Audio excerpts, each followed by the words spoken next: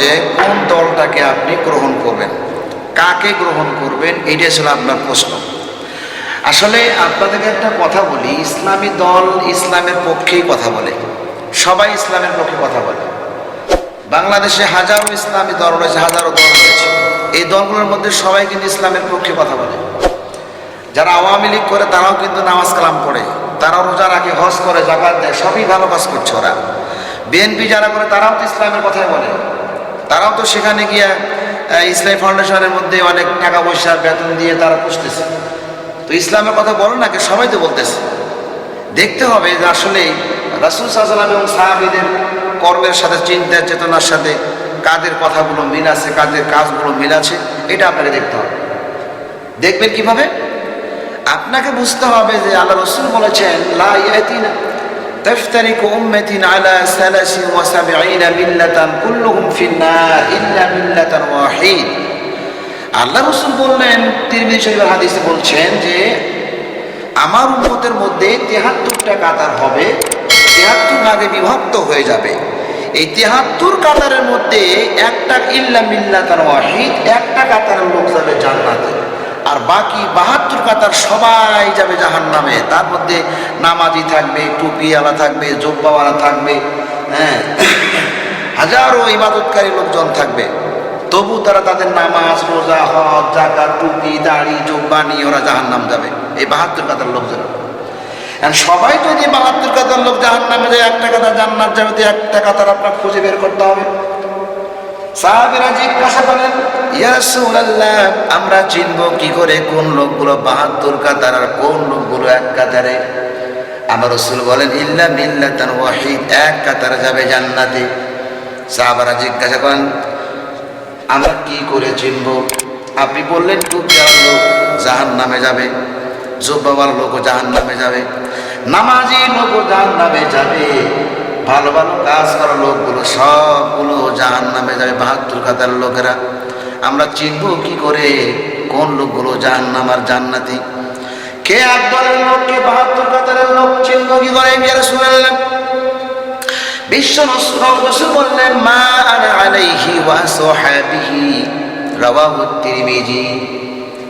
আবার বিশ্ব নবী বলছেন, আমি নবী এবং আমার সাহাবাদের কর্মের সঙ্গে, চিন্তা চেতনার সঙ্গে, ধ্যানে জ্ঞানে মনে কর্মে চেতনায় সবগুলোর সাথে আমি নবী এবং আমার সাহাবাদের কর্মের সঙ্গে যাদের জীবন মিলে যাবে। কর্ম মানে ইবাদতের ক্ষেত্রে কর্ম, আমার রসুলের আদর্শ মানতে গিয়া, রসুলের আদর্শের সঙ্গে যাদের মিল রয়েছে, তারাই হলো ইল্লা মিল্লাতান ওয়াহিদ, তারাই যাবে এক কাতার লোক, তারাই জান্নাতি। এখন আমার বন্ধুগণ, আপনি এখন কোন দল করবেন? ইসলামী দল। ইসলামী দল তো অনেকগুলো আছে, কাকে অনুসরণ করবেন? সরমনাই পীর সাহেব বলছে, আমরাই তো নবীওয়ালা লোক, আমরাই তো নবীওয়ালা কাজ করছি। আমি আগে বলেছি, আপনারা জানেন আমি কারো সমালোচনা করি না। উদাহরণ ক্ষেত্রে অনেক ব্যক্তির নাম আমি বলে থাকি। চরমনাই পীর সাহেব বলছে, আমরাই সচিব, আমাদের দলটাই হক। ওনারা সবাই বলছে আমরা হক, হক দাবিদার করছে ওরা, আর আপনি তাদের কাছে যাবেন। এদিকে আপনি আরো কোনো দল আছে, 8 রশি থেকে শুরু করে যতগুলো পীর সাহেব, তারা সবাই বলছে আমরা হক, আমাদেরটাই সঠিক। তাহির সাহেব বলছে আমাদেরটাই সঠিক। কি তাই বলো না? বলছে আমাদেরটাই সত্য, আমাদের কোনো সমস্যা নেই, এটাই জিকির, ও জিকির, এটাই জিকির, আমাদের কোনো সমস্যা নেই। সবাই তো সবার মতো করে ইসলাম মানছে, ইসলাম গ্রহণ করছে বা ইসলাম মানার জন্য চেষ্টা করছে, তারা সবাই। কিন্তু আপনি একটু চিন্তা করুন, আপনাকে চিন্তা করতে হবে কিভাবে। একটু ইতিহাসের দিকে তাকানো। অনুরিদু আন নামুন্না আলাল্লাযীনা ইসতুদঈফু তাইফাতাম মিনহু অনুরিদু আন নামুন্না আলাল্লাযীনা ইসতুদঈফু ফিল আরদি ওয়া নাজআলহুম আইম্মাতাও ওয়া নাজআলহুমুল ওয়ারিসিন। আল্লাহ তাআলা বলছেন, ফেরাউন যখন চেষ্টা করেছিল মানুষগুলোকে দলে দলে বিভক্ত করলো, পরাক্রমশালী হয়ে গেল, অতি শক্তিশালী নিজেকে মনে করলো, ও নিজেকে প্রভু দাবি করার সমস্ত পরিবেশ তৈরি করলো। যাতে মুসা ফেরাউনের বিপক্ষে কথা বলতে না পারে, এই ষড়যন্ত্র শুরু থেকেই সে করেছিল। অনেক ইতিহাস এখানে আমরা ধারাবাহিকভাবে বলছি। এই মুসা আলাইহিস সালামকে আটকানোর জন্যই বহুত পায়তারা করেছে। অন্যান্য দলদেরকে টাকা দিয়ে কিনে নিল, ৭১ কাতারের লোকগুলোকে ফেরাউন কিনে নিল। সবাইকে কিনে নেওয়ার পর মুসা যখন একা হয়ে গেল, মুসার পক্ষে কেউ কথা বলে না। বন্ধুগণ, ফেরাউনের পক্ষে সবাই কথা বলে। যারাই বক্তব্য দেয় শুধু ফেরাউনের পক্ষেই কথা বলে, বাঁচার জন্য, যাতে জেলখানা যেতে না হয়, জেল জরিমানা না হয়, আমাকে কেউ গ্রেপ্তার না করে। এই জন্য সবাই মুসার পক্ষে পামপট্টি দেওয়া শুরু করলো। ওরা জানে মুসা অন্যায়, ওরা জানে ফেরাউন অপরাধ করছে, অন্যায় করছে, তারপর তারা তাদের পক্ষেই কথা বলছে, বিপক্ষে কথা বলতে গেলেই তার জেল জরিমানা হবে। কিন্তু মুসা এক আল্লাহর প্রতি বিশ্বাস করেছে।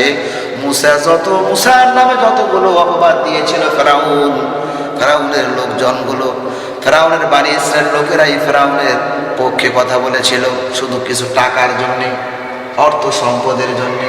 আজও বাংলাদেশে তাকিয়ে দেখেন, হাজারো ইসলামী দল আছে বন্ধু, এক দলটার বিরুদ্ধে সবাই শুধু তাদের বিরুদ্ধে কথা বলে। বাংলাদেশে ইসলামী দলটা আপনি নাম জানেন সবাই, এখানে বিভিন্ন মানুষ আপনারা আছেন, বিভিন্ন দলের লোকজন আছেন, আপনাদেরকে নাম বলতে গেলে আপনি রাগ করবেন। বন্ধুগণ, এটাই সত্য। ফেরাউনের সময় সবাই শুধু ফেরাউনের পক্ষে কথা বলে, একটা ইসলামী দলের বিপক্ষে সবাই চলে গেল। কারণ কি? কারণ হচ্ছে, যদি মুসার পক্ষে চলে যায়, ফেরাউনের চেয়ার 1 সেকেন্ডও টিকত না। আজ বাংলাদেশের মুসলমান ভাগ হতে হতে এমন হয়ে গেছে, তেল মারতে মারতে পাম্পট্টি দিতে দিতে এমন পর্যায়ে আমরা চলে গেছি, বর্তমানে জালেমদেরকে সাপোর্ট করছি, কিন্তু ইসলামী দলের নামে বিরুদ্ধে বকে যাচ্ছি। কেউ বলে মওদুদির গোষ্ঠী, কেউ বলে মওদুদির মুরিদ, মওদুদি নিয়ে ফেনা তুলছে। কিন্তু বন্ধু, আপনাদেরকে অনুরোধ করছি, আপনি তার পিছনে আগে খোঁজ খবর নিয়ে দেখেন, তাদের আমলগুলো, তাদের লেখাপড়াগুলো, তাদের শক্তি সামর্থ্যগুলো, তাদের সমর্থনগুলো আগে আপনি খোঁজ খবর নিয়ে দেখেন।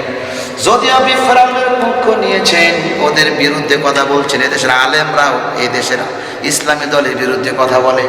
সেই সময় বানি ইসরায়েল গোত্রে অনেক আলেমরা মুসার বিপক্ষে চলে গেল, কিছু টাকার বিনিময়ে হাদিয়া তোহফা পাওয়ার উদ্দেশ্যে। এই দেশে এরকম চলছে বন্ধু, নাম বললাম না, বুঝে নিতে হবে। সবাই এখন ফেরাউনের পক্ষে চলে গেল, আর সময় নাই, বেশি হয়ে অতিরিক্ত হয়ে যাচ্ছে। আপনারা ফিরে আসেন, ইসলামী দলগুলোর পক্ষে সবাই কথা বলেন, ঐক্যবদ্ধ হয়ে যান। না হলে ভবিষ্যতে আপনি আপনার যে লক্ষ্য নিয়ে সামনে অগ্রসর হচ্ছেন, আপনি আপনার মিশনে পৌঁছতে পারবেন না। আমি বদদোয়া দিচ্ছি না, এই মুহূর্তে প্রত্যেকটা মানুষকে ঐক্যবদ্ধ হওয়া দরকার।